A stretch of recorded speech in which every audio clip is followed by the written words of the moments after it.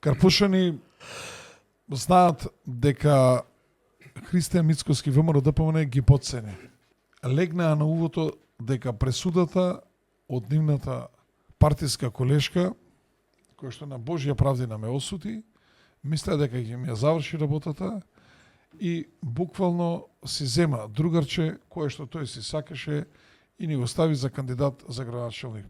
Тој исто како ја, мојот другар Јове, со кој што сум од прво оделение, да го ставам кандидат за градоначелник, тој е супер дечко, супер другар ми е.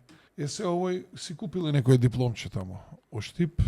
Гледаме како цело време злоупотребуваше, кршеше закони, водеше кампања уште од средината на месец јули.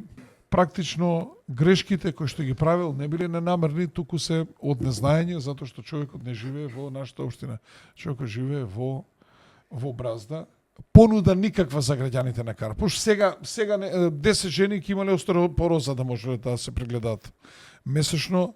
Тоа значи дека понудата е нула од страна на Христијан Мицкоски и неговиот другар за граѓаните на Карпуш. И сметам дека ваквото подценување и ваквиот неодговорен однос код граѓаните на Карпуш, по принцип, кој е ферма, ово има да го бидете за градоначелник.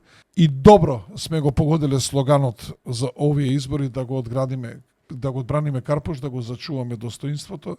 И јас сум уведен дека граѓаните на Карпуш ќе го зачуваат своето достоинство и преку мене, како градоначелник кој што води сметка и се грижи за општината, нема заеднички да им дозволиме на овие луѓе кои што доаѓаат исклучиво од лични причини да ја превземат општина Карпуш, а тоа значи ги гледате како со злоупотреба на финансиски средства, буџетски финансиски средства финансираат кампања, а тек кога ќе дојдат на буџетот на општина Карпуш, што све ќе прават.